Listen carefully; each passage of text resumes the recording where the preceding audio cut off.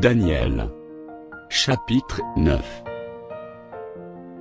La première année de Darius, fils d'Assuérus, de la race des Mèdes, lequel était devenu roi du royaume des Chaldéens, la première année de son règne, moi, Daniel, je vis par les livres qu'il devait s'écouler 70 ans, pour les ruines de Jérusalem, d'après le nombre des années dont l'Éternel avait parlé à Jérémie, le prophète.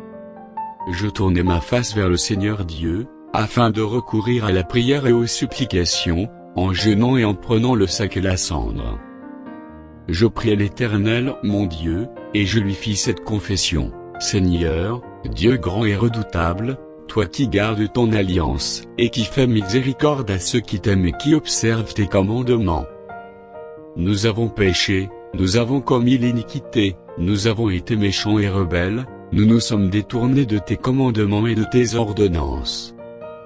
Nous n'avons pas écouté tes serviteurs, les prophètes, qui ont parlé en ton nom à nos rois, à nos chefs, à nos pères, et à tout le peuple du pays. À toi, Seigneur, est la justice, et à nous la confusion de face, en ce jour, aux hommes de Juda, aux habitants de Jérusalem, et à tout Israël, à ceux qui sont près et à ceux qui sont loin, dans tous les pays où tu les as chassés à cause des infidélités, dont ils se sont rendus coupables envers toi. Seigneur, à nous la confusion de face, à nos rois, à nos chefs, et à nos pères, parce que nous avons péché contre toi. Auprès du Seigneur, notre Dieu, la miséricorde et le pardon, car nous avons été rebelles envers lui. Nous n'avons pas écouté la voix de l'Éternel, notre Dieu, pour suivre ses lois qu'il avait mises devant nous par ses serviteurs, les prophètes. Tout Israël a transgressé ta loi, et s'est détourné pour ne pas écouter ta voix. Alors se sont répandues, sur nous les malédictions, et les imprécations, qui sont écrites dans la loi de Moïse, serviteur de Dieu, parce que nous avons péché contre Dieu. Il a accompli les paroles qu'il avait prononcées contre nous et contre nos chefs, qui nous ont gouvernés. Il a fait venir sur nous une grande calamité, et il n'en est jamais arrivé sous le ciel entier une semblable à celle qui est arrivée à Jérusalem. Comme cela est écrit dans la loi de Moïse, toute cette calamité est venue sur nous, et nous n'avons pas imploré l'Éternel, notre Dieu, nous ne nous sommes pas détournés de nos iniquités, nous n'avons pas été attentifs à ta vérité. L'Éternel a veillé sur cette calamité, et l'a fait venir sur nous, car l'Éternel, notre Dieu, est juste dans toutes les choses qu'il a faites, mais nous n'avons pas écouté sa voix.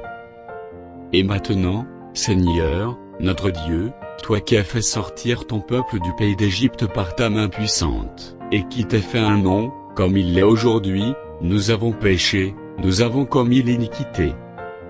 Seigneur, selon ta grande miséricorde, que ta colère et ta fureur se détournent de ta ville de Jérusalem, de ta montagne sainte, car, à cause de nos péchés et des iniquités de nos pères, Jérusalem et ton peuple sont en opprobre à tous ceux qui nous entourent.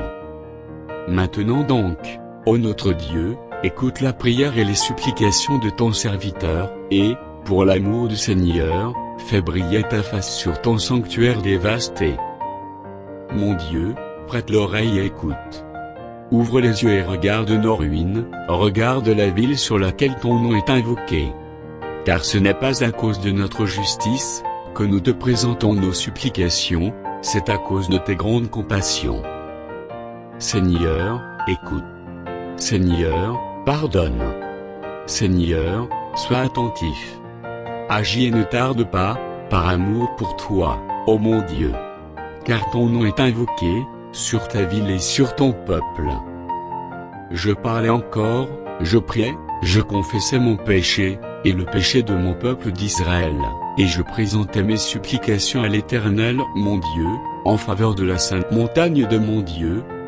Je parlais encore dans ma prière, quand l'homme, Gabriel, que j'avais vu précédemment dans une vision, s'approcha de moi d'un vol rapide, au moment de l'offrande du soir. Il m'instruisit, et s'entretint avec moi. Il me dit: Daniel, je suis venu maintenant pour ouvrir ton intelligence. Lorsque tu as commencé à prier, la parole est sortie, et je viens pour te l'annoncer, car tu es un bien-aimé. Sois attentif à la parole, et comprends la vision. 70 semaines ont été fixées, sur ton peuple et sur ta ville sainte, pour faire cesser les transgressions et mettre fin au péché, pour expier l'iniquité, et amener la justice éternelle, pour sceller la vision et le prophète, et pour oindre le Saint des Saints. Sache-le donc, et comprends. Depuis le moment où la parole a annoncé que Jérusalem sera rebâtie jusqu'à loin, au conducteur, il y a 7 semaines, dans 62 semaines, les places et les fossés seront rétablis, mais en des temps fâcheux. Après les 62 semaines, un oin sera retranché, et il n'aura pas de successeur. Le peuple d'un chef qui viendra détruira la ville et le sanctuaire, et sa fin arrivera comme par une inondation. Il est arrêté que les dévastations dureront jusqu'au terme de la guerre. Il fera une solide alliance avec plusieurs pour une semaine, et durant la moitié de la semaine il fera cesser le sacrifice et l'offrande. Le dévastateur commettra les choses les plus abominables, jusqu'à ce que la ruine, et ce qui a été résolu, fondent sur le dévastateur.